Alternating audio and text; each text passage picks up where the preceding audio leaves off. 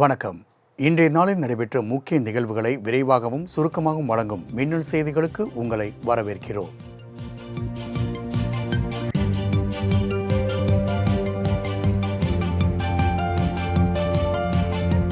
விழுப்புரம் மாவட்ட பள்ளி கல்லூரிகளுக்கு நாளையும் விடுமுறை நீட்டிக்கப்பட்டுள்ளது. திங்கட்கிழமை முதல் பள்ளிகள் மற்றும் கல்லூரிகள் வழக்கம்போல் இயங்கும் என தெரிவிக்கப்பட்டுள்ளது. மழை வெள்ளம் மற்றும் மீட்புப் பணிகள் காரணமாக பள்ளி கல்லூரிகளுக்கு நாளையும் விடுமுறை அளித்து அம்மாவட்ட ஆட்சியர் பழனி உத்தரவிட்டுள்ளார். கனமழையினால் பாதிக்கப்பட்டுள்ள விழுப்புரம் மாவட்டத்தில் பாதிக்கப்பட்ட மக்கள் பள்ளிகள் மற்றும் கல்லூரிகளில் தங்க வைக்கப்பட்டுள்ளனர். பல இடங்களில் இயல்பு நிலை இன்னமும் திரும்பவில்லை.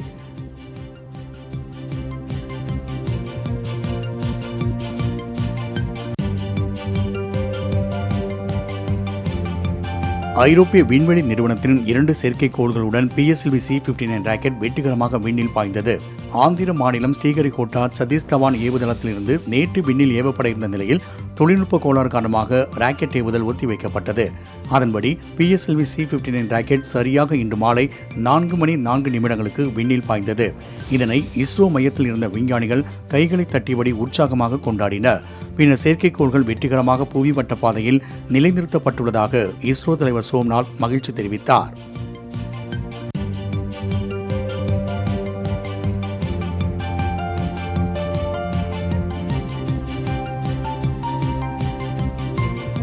மகாராஷ்டிரா முதலமைச்சர் பதவியேற்பு விழாவில் பிரதமர் மோடி பங்கேற்றார். அதேபோல் அமித்ஷா, ராஜ்நாத் சிங், பியூஷ் கோயல் உள்ளிட்ட மத்திய அமைச்சர்கள் பலர் பங்கேற்றனர். சந்திரபாபு நாயுடு, நிதிஷ்குமார், யோகி ஆதித்யநாத் உள்ளிட்ட பாஜக மற்றும் அதன் கூட்டணி கட்சிகள் ஆளும் மாநிலங்களின் முதலமைச்சர்களும் கலந்து கொண்டனர். இதேபோல் பாலிவுட் பிரபலங்கள் சல்மான் கான், ஷாருக் கான், சஞ்சய் தத், ரன்வீர் சிங், ரன்பீர் கபூர் உள்ளிட்ட நடிகர்களும் சச்சின் டெண்டுல்கர் மற்றும் தொழில் அதிபரான முகேஷ் அம்பானி தனது குடும்பத்தினருடன் பதவியேற்பு விழாவில் பங்கேற்றனர்.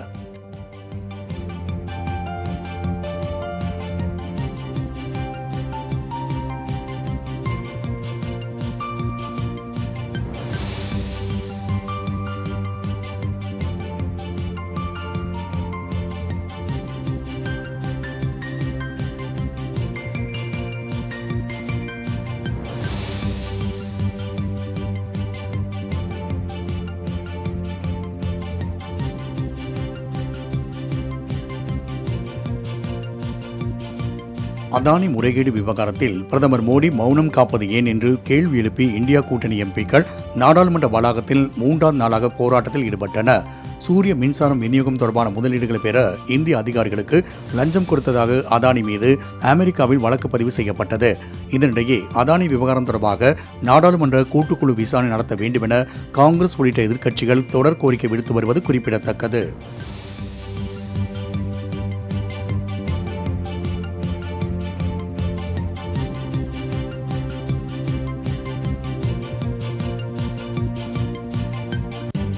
புதுப்பிக்கத்தக்க ஆற்றல் உற்பத்தியில் தமிழ்நாடு 3வது இடத்தில் உள்ளதாக முதலமைச்சர் மு.க. ஸ்டாலின் பெருமிதம் தெரிவித்தார். தமிழ்நாடு காலநிலை மாற்ற நிர்வாக குழு கூட்டத்தில் பேசிய அவர், மனிதகுலம் எதிர்கொள்ளும் மிகப்பெரிய சவாலாக காலநிலை மாற்றம் உருவெடுத்துள்ளதாக தெரிவித்தார். நீண்ட கடற்கரையை பாதுகாக்க நெய்தல் மீட்பு இயக்கம் உருவாக்கப்பட்டதாக கூறிய முதலமைச்சர், கடல் அரிப்பை பாதுகாக்க அடையாத்தி காடுகள் உருவாக்கப்படுவதாகவும் கூறினார். பொருளாதார மீட்சியையும் சுற்றுச்சூழல் பாதுகாப்பையும் தனது இரு கண்களாக கொண்டு செயல்பட்டு வருவதாகவும் முதலமைச்சர் மு.க. ஸ்டாலின் தெரிவித்தார்.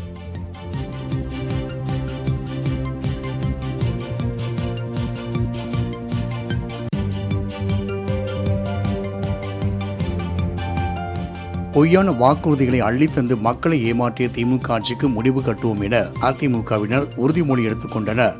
ஜெயலலிதா நினைவிடத்தில் அதிமுக பொதுச் செயலாளர் எடப்பாடி பழனிசாமி உறுதிமொழி வாசிக்க அதனை முக்கிய நிர்வாகிகள், முன்னாள் அமைச்சர்கள், சட்டமன்ற உறுப்பினர்கள், தொண்டர்கள் என அனைவரும் ஏற்றுக்கொண்டனர். திமுக ஆட்சியில் சட்டம் ஒழுங்கு சீர்கேடு, கள்ளச்சாராய மரணங்கள் பெருகிவிட்டதாக கூறிய எடப்பாடி பழனிசாமி, எளிய மக்களின் வயிற்றில் அடிக்கும் இரக்கமில்லாத தந்திரமாடல் ஆட்சியை வீட்டுக்கு அனுப்புவோம் என சூளுரைத்தார்.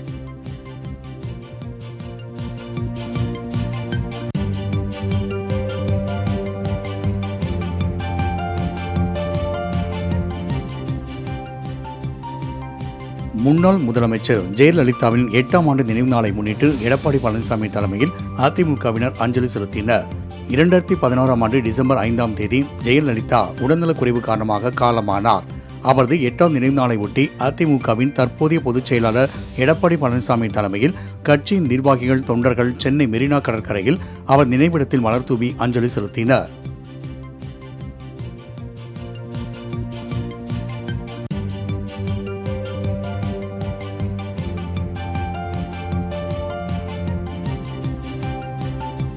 அதிமுகவின் இரட்டை இலை சின்னம் இறுதியாக தொண்டர்களின் கைகளுக்கு வந்து சேரும் என முன்னாள் முதலமைச்சர் ஓ பன்னீர்செல்வம் தெரிவித்துள்ளார். சென்னை மெரினாவில் உள்ள ஜெயலலிதா நினைவிடத்தில் மரியாதை செலுத்திய பின் ஓ பன்னீர்செல்வம் செய்தியாளர்களை சந்தித்தார். அப்போது அவர் அதிமுகவின் நிரந்தர பொதுச் செயலாளர் ஜெயலலிதா என்கிற தீர்மானத்தை ரத்து செய்ததால்தான் சந்தித்த அனைத்து தேர்தல்களிலும் அவர்கள் தோல்வியடைந்ததாக எடப்பாடி பழனிசாமி தரப்பை சாடினார்.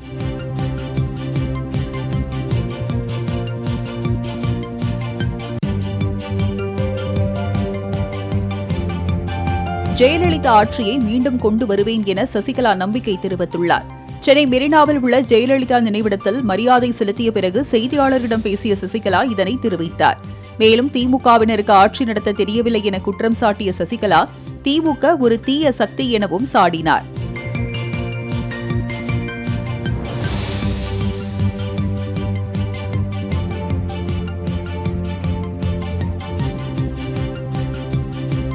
ஓபிஎஸ்ஐ எந்த காலத்திலும் அதிமுக தொண்டர்கள் ஏற்க மாட்டார்கள் என முன்னாள் அமைச்சர் பொன்னையன் தெரிவித்துள்ளார். சென்னை திருவொற்றியூரில் பேசிய அவர் இவ்வாறு கூறினார். 2026 முதலமைச்சராக வர இருக்கும் எடப்பாடி பழனிசாமியின் சொத்து இரட்டை இலை எனவும் அதற்கு யாரும் உரிமை கோர முடியாது எனவும் பொன்னையன் தெரிவித்தார்.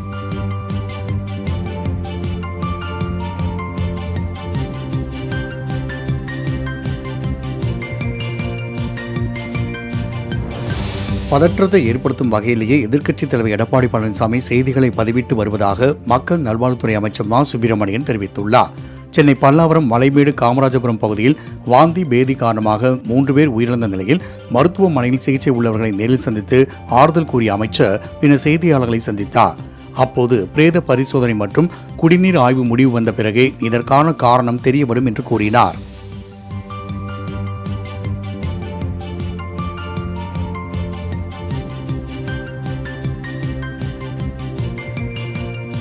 சென்னை பல்லாவரம், மலைமேடு, காமராஜபுரம் பகுதியில் வாந்தி பேதி ஏற்பட்டு 3 பேர் உயிரிழந்த சம்பவம் அங்கு பதற்றத்தை ஏற்படுத்தியுள்ளது.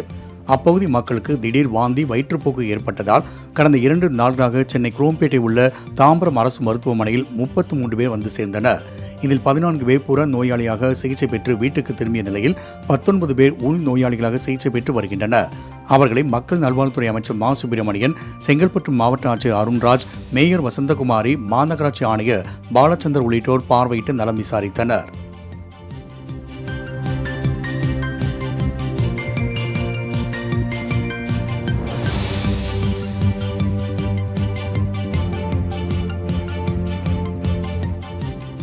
சென்னை பல்லாவரத்தில் கழிவுநீர் கலந்த குடிநீரை குடித்து உயிரிழந்த 2 குடும்பங்களுக்கு அரசு தலா 25 லட்சம் ரூபாய் இழப்பீடு வழங்க வேண்டும் என பாமக தலைவர் அன்புமணி ராமதாஸ் வலியுறுத்தியுள்ளார். இது தொடர்பாக தனது எக்ஸ் பக்கத்தில் பதிவிட்டுள்ள அவர், மாநகராட்சி வாழும் மக்களுக்கு குடிநீர் போன்ற அடிப்படை தேவைகளை கூட நிறைவேற்ற முடியாத அளவுக்கு அரசு முடங்கி கிடப்பதாக குற்றம் சாட்டினார். மேலும் உடல்நலம் பாதிக்கப்பட்டு சிகிச்சை பெற்று வருபவர்களுக்கு தலா 2 லட்சம் ரூபாய் நிதி உதவி வழங்க வேண்டும் என்றும் வலியுறுத்தியுள்ளார்.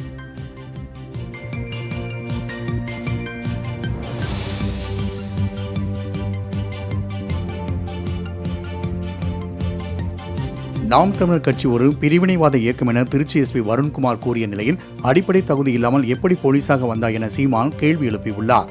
ஹிந்தி, சமஸ்கிருத மொழியை வளர்ப்பவர்களை பேசுவதற்கு தைரியம் உண்டா என வருண்குமாருக்கு கேள்வி எழுப்பியதோடு தன்னையும் நாம் தமிழர் கட்சியும் குறை கூறுவதற்காகவே போலீஸாக வந்த வருண்குமார் என்றும் கண்டனம் தெரிவித்தார். மேலும் நீ என்ன செய்து விடுவாய், வரியா, மோதி பார்த்து விடலாம் என்றும் சீமான் பேசியது வைரலாகி வருகிறது.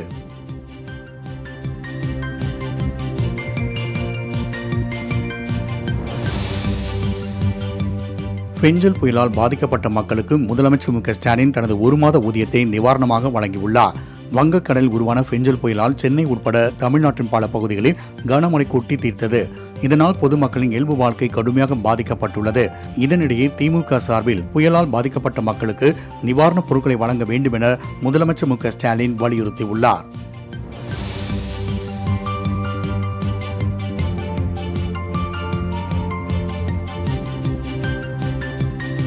விழுப்புரம் மாவட்டத்தில் புயல் வெள்ளத்தால் பாதிக்கப்பட்ட மக்களுக்கு அடுத்த 3 நாட்களுக்குள் நிவாரண நிதி வழங்கப்படும் என அரசு முதன்மைச் செயலாளர் அமுதா தெரிவித்துள்ளார்.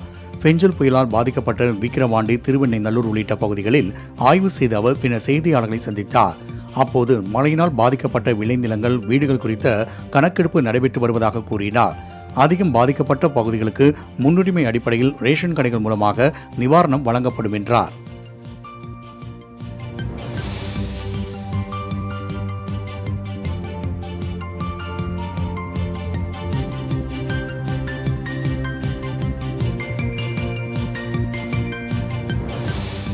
அதிமுக உள்ளிட்ட எதிர்க்கட்சிகள் பேரிடரிலும் அரசியல் செய்து கொண்டிருப்பதாக வருவாய் மற்றும் பேரிடர் மேலாண்மைத்துறை அமைச்சர் KKSSR ராமச்சந்திரன் குற்றம் சாட்டியுள்ளார். எக்ஸ் பக்கத்தில் அவர் வெளியிட்டுள்ள அறிக்கையில் பாதிக்கப்பட்ட குடும்பங்களுக்கு நிவாரண நிதி வழங்குவதற்கான ஏற்பாடுகள் நடைபெற்று வருவதாக தெரிவித்துள்ளார். இயல்பு நிலையை மீட்டுக் கொண்டு வருவதில் திமுக அரசு மிக சிறப்பாக செயல்பட்டு வருவதாகவும் அவர் குறிப்பிட்டுள்ளார். மேலும் முதலமைச்சரை மக்கள் பாராட்டுவதை பொறுக்க முடியாமல் தான் எதிர்க்கட்சிகள் அவதூறுகளை அள்ளி வீசுவதாக அமைச்சர் KKSSR சாடினார்.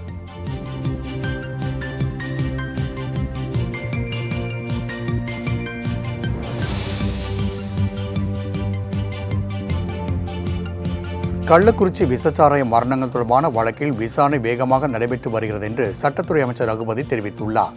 மேலும் பாதிக்கப்பட்டவர்களுக்கு விரைவான நீதியை பெற்றுத் தருவதற்காகவே தமிழ்நாடு அரசு மேல்முறையீட்டு வழக்கை உச்சநீதிமன்றத்தில் தொடர்ந்துள்ளதாகவும் தனது ட்விட்டர் பக்கத்தில் குறிப்பிட்டுள்ளார்.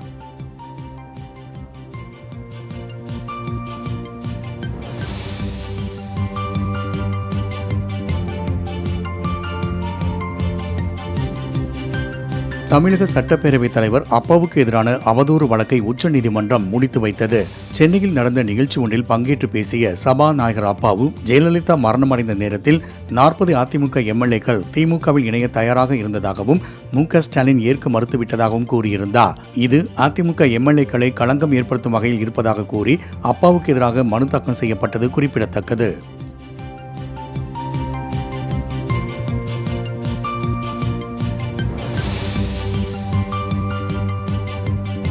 கல்லூரிகளுக்கு தேவையான வகுப்பறைகள், உள்கட்டமைப்பு வசதிகளை மேம்படுத்த 152 கோடி ரூபாயை அரசு நிதி ஒதுக்கீடு செய்துள்ளது.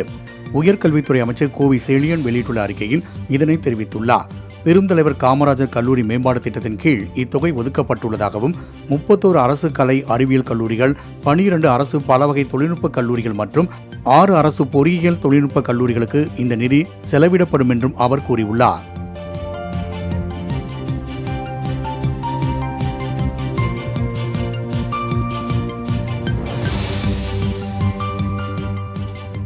தமிழகம் மற்றும் புதுவையின் ஒரு சில இடங்களில் அடுத்த 6 நாட்களுக்கு லேசானது முதல் மிதமான மழை பெய்யக்கூடும் என சென்னை வானிலை ஆய்வு மையம் அறிவித்துள்ளது. சென்னையை பொறுத்தவரை அடுத்த 48 மணி நேரத்திற்கு வானம் மேகமூட்டத்துடன் காணப்படும் எனவும், நகரின் ஒரு சில பகுதிகளில் இடி மின்னலுடன் கூடிய மிதமான மழை பெய்யக்கூடும் எனவும் தெரிவிக்கப்பட்டுள்ளது. மேலும் வரும் 7 மற்றும் 8ஆம் தேதிகளில் வங்கக்கடலின் தெற்கு பகுதிகளில் சூறாவளி காற்று வீசக்கூடும் என்பதால் அன்றைய தினங்களில் மீனவர்கள் கடலுக்கு செல்ல வேண்டாம் என சென்னை வானிலை ஆய்வு மையம் எச்சரித்துள்ளது.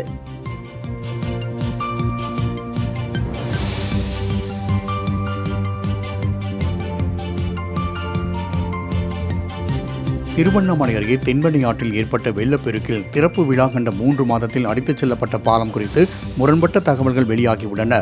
இது தொடர்பாக நெடுஞ்சாலைத்துறை தலைமை பொறியாளர் தேவராசுவின் அறிக்கையில், வினாடிக்கு 2 லட்சம் கனஅடிக்கும் அதிகமாக தண்ணீர் வெளியேற்றப்பட்டதால் பாலத்தின் மேற்பரப்பில் 4 மீட்டர் உயரத்தில் தண்ணீர் சென்றதாகவும், நீரின் வேகம் அதிகரித்ததாலேயே பாலம் சேதமடைந்து உடைந்ததாகவும் தெரிவித்துள்ளார்.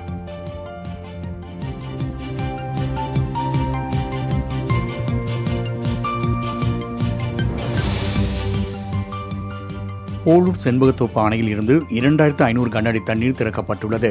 தொடர் கனமழையினால் திருவண்ணாமலை மாவட்டம் போலூர் கிழக்கு தொடர்ச்சி மலை அடிவாரப் பகுதியில் காட்டாற்று வெள்ளப்பெருக்கு ஏற்பட்டுள்ளது. இதன் காரணமாக செண்பகத்தோப்பு அணைக்கு தற்போது 2500 கனஅடி தண்ணீர் வந்து கொண்டிருக்கின்றது.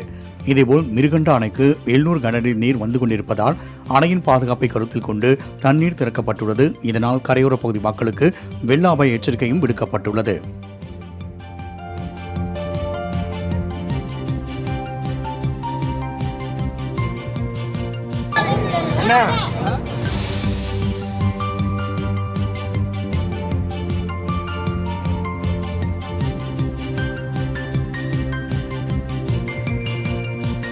ஸ்ரீரங்கத்தில் மண் சரிவில் சிக்கிய மாநகராட்சி ஊழியர் சுமார் 2 மணி நேரத்திற்கு பிறகு உயிருடன் மீட்கப்பட்டார். திருச்சி பெரியமிளகுப்பாறை சேர்ந்த மாநகராட்சி ஒப்பந்த ஊழியர் செல்வம் ஸ்ரீரங்கம் யாத்திரை நிவாஸ் அருகே பள்ளம் தோண்டி குடிநீர் குழாய் பணிகளை மேற்கொண்டார். அப்போது மண் சரிவில் சிக்கிக் கொண்ட அவர் புதையுண்டார். மண்ணில் புதைந்த ஒப்பந்த ஊழியர் செல்வத்தை சுமார் 2 மணி நேரம் போராடி தீயணைப்புத்துறையினர் பத்திரமாக மீட்டனர். அவசர ஊர்தி மூலம் அவர் மருத்துவமனைக்கு கொண்டு செல்லப்பட்டு சிகிச்சை அளிக்கப்பட்டது.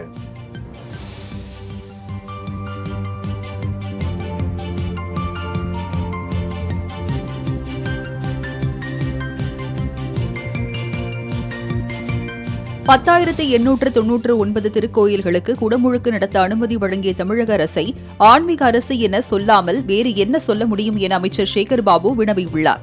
மயிலாடுதுறை மாவட்டம் திருக்கடையூரில் புதிய வெள்ளித்தேர் வெள்ளோட்டம் நடைபெற்றது. இதில் கலந்து கொண்டு பேசிய அமைச்சர் சேகர்பாபு, இந்த ஆட்சி அமைந்த பிறகுதான் 10,899 திருக்கோயில்களுக்கு குடமுழுக்கு நடத்த அனுமதி வழங்கப்பட்டுள்ளதாகவும், இன்று ஒரே நாளில் தமிழ்நாட்டில் 34 திருக்கோயில்களுக்கு குடமுழுக்கு விழா நடைபெற்றதாகவும் கூறினார். பேசுகின்ற பொழுது அன்பர் குறிப்பிட்டார்.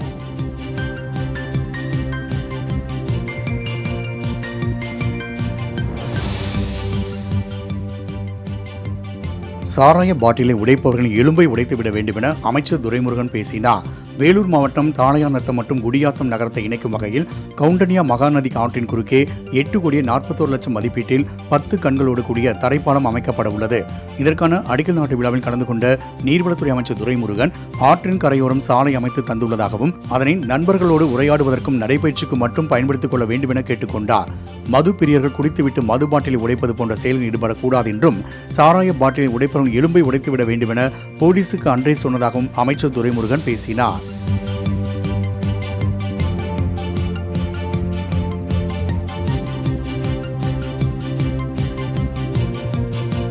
மத்தியில் மோடி ஆட்சியும் மாநிலத்தில் திமுக ஆட்சியும் வேண்டும் என மதுரை ஆதீனம் தெரிவித்துள்ளார். மயிலாடுதுறை மாவட்டம் திருக்கடையூரில் புகழ்பெற்ற அமிர்த கடேஸ்வரர் கோயில் உள்ளது. இங்கு பக்தர்கள் பங்களிப்புடன் உருவாக்கப்பட்டுள்ள வெள்ளித்தேர் வெள்ளோட்டம் நடைபெற்றது. தருமபுர ஆதீனத்தின் 27வது குரு மகா சன்னிதானம் மாசிலாமணி தேசிக ஞான சம்பந்த பரமாச்சாரியா சுவாமிகள் தலைமையில் நடைபெற்ற வெள்ளித்தேர் வெள்ளோட்டத்தில் இந்து சமய அறநிலையத்துறை அமைச்சர் சேகர்பாபு, மதுரை ஆதீனம் உள்ளிட்டோர் கலந்து கொண்டு தேரை வடம் பிடித்து இழுத்தனர். நிகழ்ச்சியில் பேசிய மதுரை ஆதீனம், தமிழகத்தில் ஆன்மீகமும் அரசியலும் ஒன்றாக கலந்துவிட்டது என்றார். இந்த ஆட்சி வளர வேண்டும் என்றும் மத்திய அரசோடு இணக்கமாக இருக்க வேண்டும் என்றும் ஆதீனம் கூறினார்.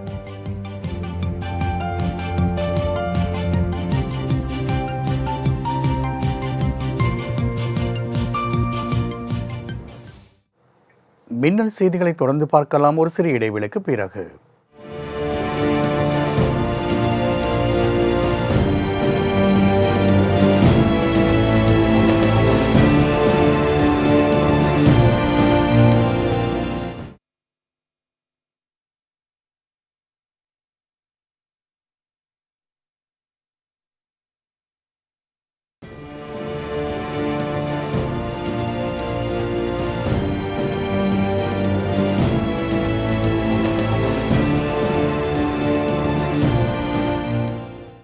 மின்னல் செய்திகள் தொடர்கின்றன.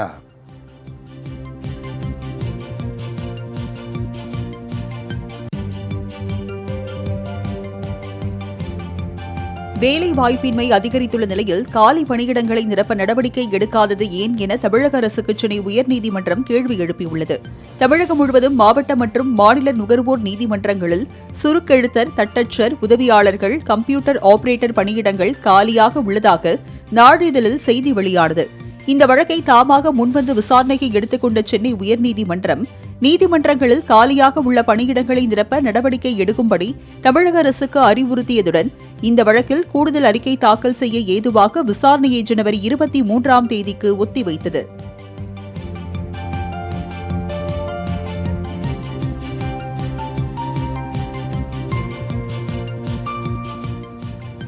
குளமங்கலம், திருமயம் பகுதிகளில் யூக்கலிப்டஸ் மரங்களை நடவு செய்யும் பணியை தொடரக்கூடாது என உயர்நீதிமன்ற மதுரை கிளை உத்தரவிட்டுள்ளது.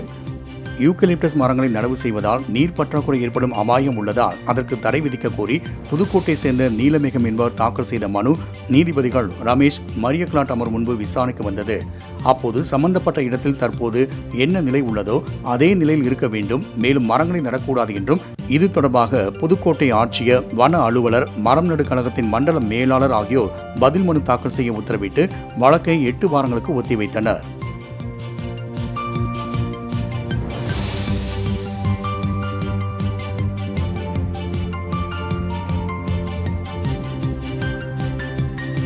புதுச்சேரியில் மழை வெள்ளத்தால் பாதிக்கப்பட்டவர்களுக்கு கூடுதல் நிவாரணம் அரசு வழங்க கோரி பொதுமக்கள் சாலை மறியல் போராட்டத்தில் ஈடுபட்டதால் 1 மணி நேரத்திற்கு மேலாக போக்குவரத்து பாதிக்கப்பட்டது. பெஞ்சல் புயலால் ஏற்பட்ட கனமழையின் காரணமாக புதுச்சேரியில் பல்வேறு பகுதிகளில் மழைநீர் சூழ்ந்ததால் ஏராளமான வீடுகள் வெள்ளம் புகுந்து வீட்டில் இருந்த அனைத்து பொருட்களும் மிகவும் சேதமடைந்தன. இந்நிலையில் அரசின் சார்பில் கூடுதல் நிவாரணம் வழங்க கோரி குழந்தைகளோடு 100க்கும் மேற்பட்ட பொதுமக்கள் காமராஜர் சதுக்கத்தில் சாலை மறியல் போராட்டத்தில் ஈடுபட்டனர். அப்போது சேதமடைந்த பொருட்களை ரோட்டில் வைத்து போராட்டத்தில் ஈடுபட்டதால் பரபரப்பு ஏற்பட்டது. தகவல் அறிந்து வந்த போலீசார் பொதுமக்களிடம் பேச்சுவார்த்தை நடத்தியதை அடுத்து அவர்கள் கலைந்து சென்றனர்.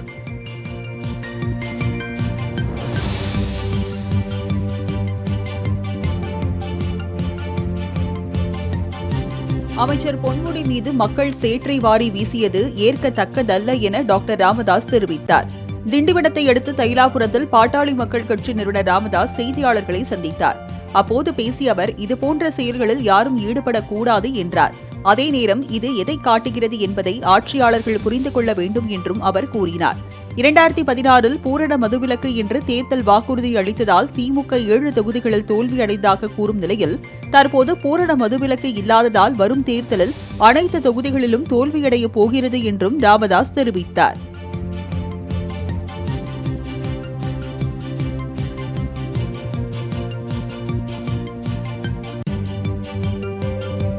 வெள்ளத்தால் பாதிக்கப்பட்டவர்களை அழைத்து விஜய் உதவி செய்தது தவறில்லை என தேமுதிக பொதுச் செயலாளர் பிரேமலதா கூறியுள்ளார்.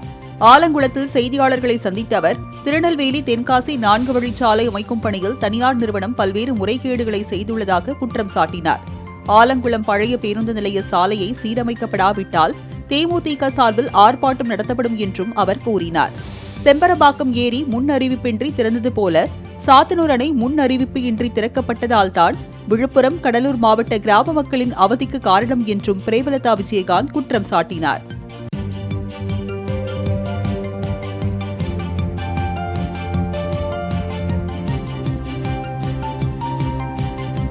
பட்டுக்கோட்டைக்கு வழி கேட்டால் முதலமைச்சரும் அமைச்சர்களும் கொட்டைப்பாக்கு என்பதா என அதிமுக முன்னாள் அமைச்சர் ஜெயக்குமார் கண்டனம் தெரிவித்துள்ளார்.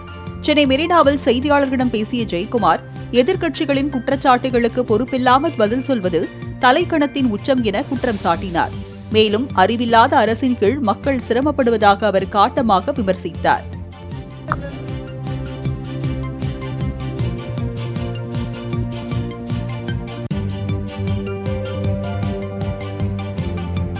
பேருந்து வசதி கோரிய மாணவியை வைத்து அவரது கிராமத்திற்கு பேருந்து சேவையை அமைச்சர் சிவசங்கர் தொடங்கி வைத்தது நிகழ்ச்சியை ஏற்படுத்தியது.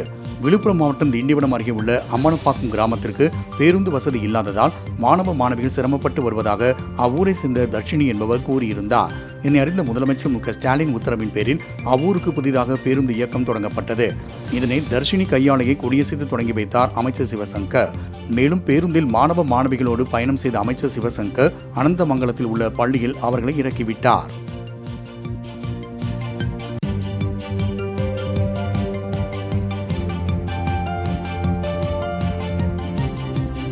மதுரை விக்கிரமங்கலத்தில் ஆசிரியர் மீது பொய் புகார் கொடுக்கப்பட்டுள்ளதாக கூறி 2வது நாளாக பள்ளி மாணவர்கள் தர்ணா போராட்டத்தில் ஈடுபட்டனர். அங்குள்ள விக்கிரமங்கலத்தில் செயல்பட்டு வரும் அரசு பள்ளியில் 11ஆம் வகுப்பு படிக்கும் பிரீத்தி என்ற மாணவி ஆசிரியர் மூர்த்தி மீது பாலியல் புகார் அளித்திருந்தார். இதையடுத்து மாணவியின் பெற்றோர் பள்ளியை முற்றுகிட்ட நிலையில் ஆசிரியர் மூர்த்தி மீது எந்த தவறும் இல்லை என்றும் அவர் மீது தவறான புகார் அளிக்கப்பட்டுள்ளதாகவும் கூறி 200க்கும் மேற்பட்ட மாணவ மாணவிகள் 2வது நாளாக தர்ணா போராட்டம் நடத்தினர்.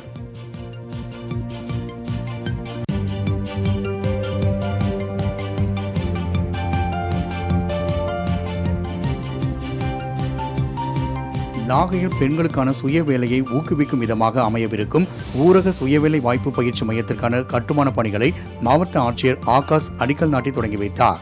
நாகை மாவட்டம் காடாம்பாடியில் சுமார் 3 கோடி ரூபாய் மதிப்பில் நவீன வசதியோடு ஊரக சுய வேலைவாய்ப்பு பயிற்சி மையம் அமைய உள்ளது.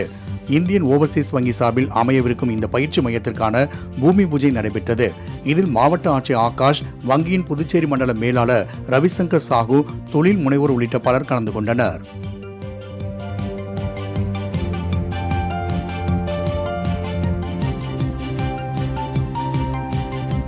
கொடுங்கையூரில் உள்ள தனியார் மண்டபத்தில் லிப்டில் சிக்கிய 11 பேர் பத்திரமாக மீட்கப்பட்டனர். சென்னை கொடுங்கையூரில் செயல்படும் தனியார் திருமண மண்டபத்தில் திருமண வரவேற்பு நிகழ்ச்சி ஒன்று நடைபெற்றது. அதற்கு வந்த 4 பெண்கள் உட்பட 11 பேர் லிப்டில் சென்றபோது திடீரென லிப்ட் பழுதானது. அவர்கள் லிப்டில் சிக்கிக் கொண்டதை அடுத்து திருமண மண்டபத்தில் பரபரப்பு நிலவியது. இதுகுறித்து தகவல் அறிந்து சம்பவ இடத்திற்கு வந்த தீயணைப்பு வீரர்கள் லிப்ட் கதவை திறந்து அவர்களை மீட்டனர்.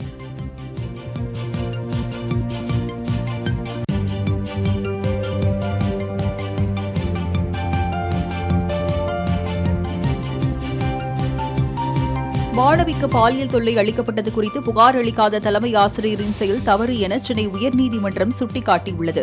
கோவை பள்ளியில் கடந்த 2018ஆம் ஆண்டு மாணவி ஒருவருக்கு பாலியல் தொல்லை அளிக்கப்பட்ட விவகாரத்தில் தலைமை ஆசிரியர் மீது வழக்கு பதிவு செய்யப்பட்டது. இந்த வழக்கை ரத்து செய்யக்கோரி தலைமை ஆசிரியர் சென்னை உயர்நீதிமன்றத்தில் மனு தாக்கல் செய்தார். அந்த மனு விசாரணைக்கு வந்தபோது பள்ளியின் காவலர் என்ற முறையில் அனைத்திற்கும் தலைமை ஆசிரியர்தான் பொறுப்பேற்க வேண்டும் என அறிவுறுத்திய நீதிமன்றம் மனுவை தள்ளுபடி செய்து உத்தரவிட்டது.